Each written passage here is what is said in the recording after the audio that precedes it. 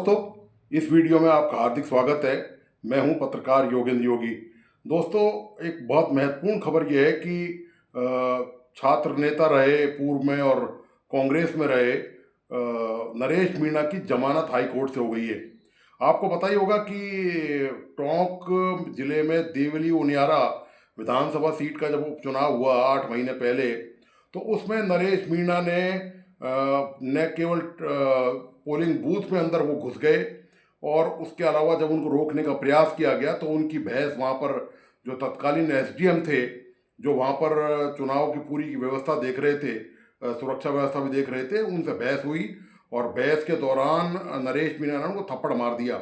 इसका वीडियो ज़बरदस्त पूरे देश में, पूरे राजस्थान में वायरल हुआ। इसके बाद पुलिस ने वहाँ पर सख्ती दिखाई और नरेश मीणा को गिरफ्तार कर लिया। और उसके बाद आपको बताया कि नरेश मीणा के जो समर्थक थे, उनके जो बाहर से आए हुए समर्थक थे, उन्होंने वहाँ काफ़ी उत्पात मचाया, बहुत हिंसा हुई। पुलिस ने इस मामले में नरेश मीणा को गिरफ्तार कर लिया था। गिरफ्तार करने के बाद हुआ ये कि नरेश मीणा ने प्रयास किया कि उनके वकीलों के जरिए कि उनकी जमानत हो जाए। तो पहले तो निचली जो अधीनस्थ अदालत हैं, जो कोर्ट है, एडीजे कोर्ट है, डिस्ट्रिक्ट कोर्ट है, डिस्ट्रिक्ट जज के यहाँ से उनकी जमानत खारिज हो गई। और जमानत की प्रक्रिया में आप जानते हैं कि थोड़ा वक्त लगता है, नीचे से जब ऊपर जाती है तो उसमें थोड़ा टाइम लगता है। उसके बाद जब उनकी जमानत वहाँ से खारिज हो गई तो उन्होंने जमानत के लिए आवेदन किया हाई कोर्ट में। इस दौरान वो जेल में ही रहे और हाई कोर्ट में पिछले 8 महीने से नरेश मीणा करीब 8 महीने से जेल में है और उनकी जमानत अब जाकर हाई कोर्ट से हो पाई है। तो उनको चूंकि कल सैटरडे और संडे है, 2 दिन न्यायालय का अवकाश है और वो ऑर्डर लेकर उनको जो रिहाई मिल पाएगी, शायद वो सोमवार को मिल पाएगी। ये जो मामला है ना दोस्तों, ये बताने के लिए काफ़ी है कि राजस्थान में जो आप अपनी नेतागिरी की जड़ें जमाना चाहते हैं, उसके जो तौर तरीके हैं, उनसे सब नेताओं को सावधान होने की ज़रूरत है। ये जो शॉर्टकट तरीका है ना नेतागिरी चमकाने के लिए, आगे रास्ता बढ़ने के लिए, ये बताता है नरेश मीणा के कांड में कि न्यायालयों का रुख कैसा है। बहुत ही सख्त रुख, जबकि कोई आप जानते हैं कि मर्डर तक के मामले में जमानत हो जाती हैं, हालांकि टाइम उसमें भी लगता है, लेकिन नरेश मीणा पर जो जो आरोप लगाए, बलवा का आरोप लगाया, राजकार्य में बाधा का आरोप लगाया, अधिकारी पर हमला करने का आरोप लगाया, तो न्यायालय ने बहुत सख्त रवैया इस मामले में अपनाया। और बहुत ही प्रशंसनीय है इस मामले में न्यायालय का कि जो जनप्रतिनिधि जनता की सेवा करने जा रहे हैं, जिनको आगे चलकर मंत्री बनना है, मुख्यमंत्री बनना है और दूसरे महत्वपूर्ण पदों पर जाना है, वो ये हाल करेंगे कि एक जिम्मेदार अधिकारी जो निर्वाचन वहाँ पर करवा रहा है, उसको थप्पड़ मारेंगे वहाँ पर सरेआम। और उनके समर्थकों ने वहाँ भारी उत्पात मचाया था उस वक्त। आपको याद होगा, वो वीडियो मैंने शामिल किया है। इसका विश्लेषण का जो आधार है वो मैं बताना चाहता हूँ आपको। ये नरेश मीणा का इकलौता मामला नहीं है। इससे पहले अभी कंवरलाल मीणा जो भाजपा के विधायक हैं, उनकी विधानसभा की सदस्यता चली गई। उन्होंने भी कई साल पहले किसी अधिकारी को धमकाया था और उसको रिवॉल्वर उन पर तान दी थी। वो भी उपचुनाव, कोई किसी सरपंच के उपचुनाव का मामला था, वो वापस रिपोल कराना चाह रहे थे, लेकिन अधिकारियों ने वहाँ पर रिपोल करने से मना कर दिया। तो इससे गुस्से में आए कंवरलाल मीणा ने पहले उन्होंने उस अधिकारियों को रिवॉल्वर दिखाया। उनकी भी जमानत नहीं हो पाई। वो भी लगातार प्रयास करते रहे इस मुद्दे को लेकर। अंत में जाकर सुप्रीम कोर्ट ने ये कहा कि पहले वो सरेंडर करें इस मुद्दे को लेकर, तब जाकर उनके मामले में कोई कार्रवाई हो सकेगी। आखिरकार ये हुआ कि उनको इस मुद्दे को, ये जो कंवरलाल मीणा वाला मामला है, उसमें उनको जो निचली कोर्ट है, अदालत है, उसमें 2 साल से ज़्यादा की सज़ा उनको हुई। 2 साल से ज़्यादा की सज़ा होने के बाद कोई भी जनप्रतिनिधि जो एमएलए एमपी होता है, वो अयोग्य माना जाता है। तो उन्होंने इस सज़ा को स्थगित करवाने के लिए अपील करी। मामला हाई कोर्ट में खारिज हो गया उनका।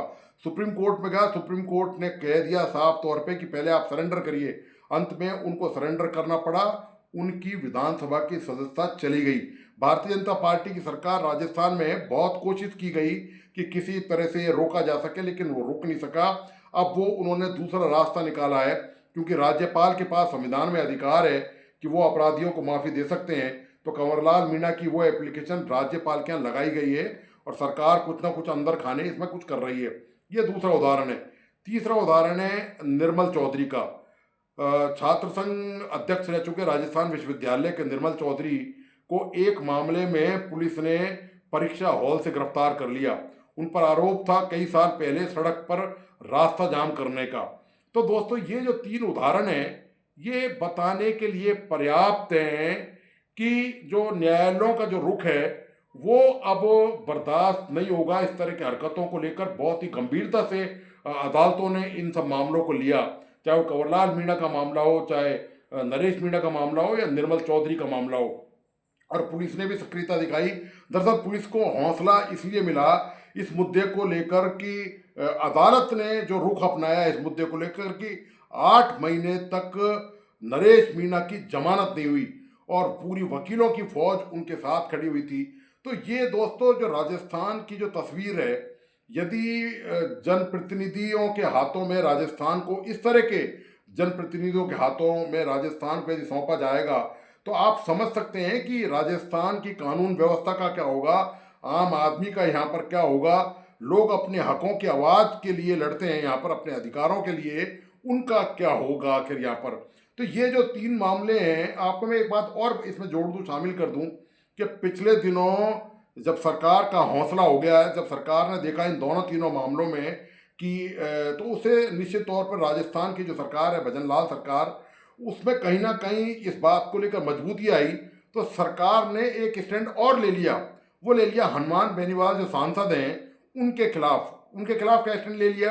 उन पर 11 लाख रुपए का बिजली का बिल उनके घर का बकाया है और उनको कई बार नोटिस दे दिया विद्युत विभाग द्वारा, लेकिन उन्होंने कुछ पैसे वहाँ पर जमा कराए बताए, जैसे कि उन्होंने अपने बाद में बयान में भी कहा, लेकिन पूरे पैसे का हिसाब और कई बरसों पुराना वो बिल है। तो अंत में अधिकारियों की हिम्मत हुई, पूरे सरकार पर इस बात को लेकर अंदर खाने पूरी कवायद की गई कि यदि कोई एक्शन लिया जाता है विद्युत विभाग द्वारा तो क्या प्रतिक्रिया हो सकती है। कोई ऐसा तो नहीं हो कि कोई कानून व्यवस्था खराब होने की संभावना हो जाए। तो उनके घर का अंत में कनेक्शन काट दिया गया।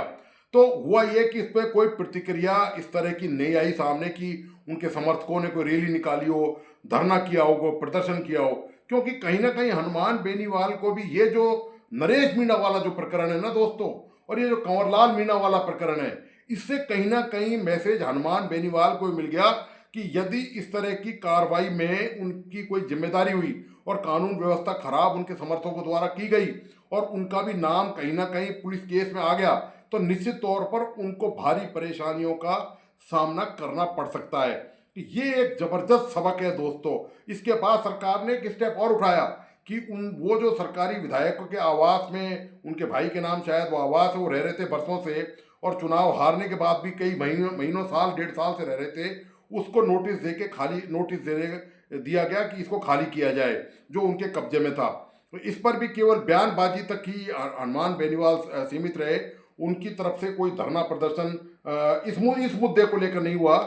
एसआई वाले मुद्दे को लेकर उनका धरना प्रदर्शन जारी है। तो ये कम से कम ये जो 2-3 जो मामले हैं, ये नरेश मीणा का मामला, कंवरलाल मीणा का मामला, ये निर्मल चौधरी का मामला, ये बताते हैं कि ये जो नेता बनना चाहते हैं, ये जो जिनमें नेता बनने की ललक है, जिन सत्ता पाने की जिनमें ललक है, वो यदि अपराध करके नेतागिरी करेंगे तो उनका हाल ये होगा कि उनकी जमानत तक नहीं होगी।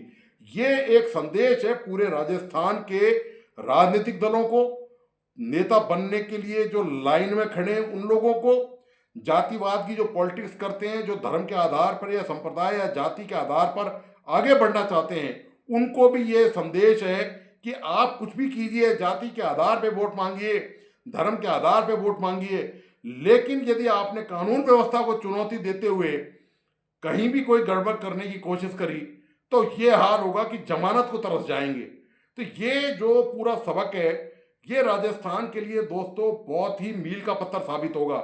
आप मेरी बात नोट कर लीजिए, कोई भी नेता इतनी जल्दी अब हिम्मत नहीं करेगा कि वो कानून व्यवस्था को हाथ ले, वो ड्यूटी पर मौजूद किसी अधिकारी पर हाथ उठाए और उसका कुछ नहीं बिगड़े। उसका बहुत कुछ बिगड़ेगा दोस्तों।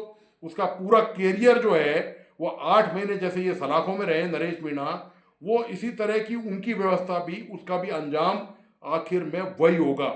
ये राजस्थान में साफ सुथरी पॉलिटिक्स के लिए बहुत अच्छा कदम रहा, जो न्यायालय का जो रुख रहा है इस मुद्दे को लेकर, इन तीनों मामले को लेकर, कि कम से कम, और यही कारण है कि सरकार जो है राजस्थान विश्वविद्यालय का चुनाव नहीं करा रही है। आप जानते हैं, आपको पता होगा कि जब जब चुनाव राजस्थान विश्वविद्यालय में हुए हैं तो छात्रों ने क्या हुड़दंग मचाया है दोस्तों।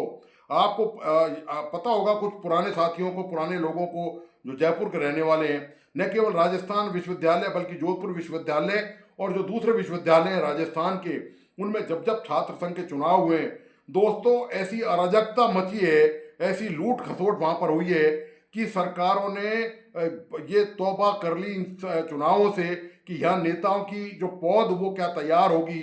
और ये जो नेता हैं, ये लोगों का वहां पर चुनाव तो होते हैं कैंपस में, आप देखिए गाड़ी, करोड़ों रुपए खर्च होते हैं उन चुनावों में, और गाड़ियों पूरे शहर में दौड़ती हैं, चाहे उनके मतदाता वहां पर हो या नहीं हो, पूरे शहरों में गाड़ियों के काफिले, वो लड़के जो है वो बाहर के लड़के बुलाए जाते हैं, गुंडागर्दी जम के होती है, अपराधी तत्व उसमें शामिल होते हैं। तो सरकार ने ये जो मजबूती से फैसला किया है, और पिछली सरकार ने भी, गहलोत सरकार ने भी ये फैसला लिया था कि ये चुनाव नहीं हो, और भजनलाल की जो सरकार है भाजपा की, उसने भी ये किया है। क्योंकि यदि इस तरह की, और ये नरेश मीणा और निर्मल चौधरी ये प्रोडक्ट हैं राजस्थान विश्वविद्यालय की, तो यदि ये संस्कार, ये जो तौर तरीके अपनाए जाएंगे लोकतंत्र में, तो सवाल ये है कि आप एक तरफ प्रतिनिधि बनना चाहते हैं, यानी कि लोगों की दुख दर्द कम करना चाहते हैं, क्षेत्र में डेवलपमेंट करना चाहते हैं, कानून व्यवस्था बहुत अच्छी रखना चाहते हैं। सवाल ये है कि जब जिन पर ये जिम्मेदारी अभी वो नहीं उठा सकते, वो सीधे रास्ते पर सॉरी, जो लोकतांत्रिक तरीका है चुनाव का, वो अभी उस पर नहीं चलना चाहते, वो तुरंत सब कुछ पाना चाहते हैं, वो अपना नाम कमाना चाहते हैं, वो इस तरह की चीज़ों का सहारा लेकर जो लोकतांत्रिक हैं या गैर कानूनी हैं, वो तो उससे निश्चित तौर पर आप समझ सकते हैं कि पूरे राज्य का या उस क्षेत्र का जहाँ के वो प्रतिनिधि हैं वहाँ पर उनकी क्या हालत होगी। तो ये दोस्तों बड़ा महत्वपूर्ण प्रकरण है, इससे कम से कम राजस्थान के नेताओं को अच्छा सबक मिलेगा, और वो अच्छी तरह इस बात को समझ लें कि आगे चलकर यदि कोई नेता कानून हाथ में लेता है और इस तरह की गुस्ताखी कोई करने का प्रयास करेगा मतदाताओं के नाम पर, कि उनके पास इतना वोट बैंक है इस जाति का, इस धर्म का, इस संप्रदाय का, उनको भी बख्शा नहीं जाएगा, छोड़ा नहीं जाएगा। आपको यदि लंबी लाइन अपनी किसी से आपको आगे निकलना है, तो दूसरे की लाइन को छोटा करने के बजाय बेहतर यह है कि आप अपनी लाइन को लंबी करें, उसके लिए आप मेहनत करें, उसके लिए लोगों का समर्थन हासिल करें, और विकास के काम को ध्यान दें, ना कि कानून व्यवस्था से खिलवाड़ करें और अपराधी बन जाएं आप नेतागिरी करने के आड़ में। तो दोस्तों, आपको आज का विश्लेषण कैसा लगा, प्लीज़ अपने लाइक एंड कमेंट के साथ बताइए। और मेरा तमाम दोस्तों से आग्रह है कि प्लीज़ जिन मित्रों ने इस यूट्यूब चैनल को सब्सक्राइब नहीं किया है, प्लीज़ सब्सक्राइब करें, लाइक करें, और बेल आइकॉन को ज़रूर दबाइए, का बटन ज़रूर दबाइए। धन्यवाद।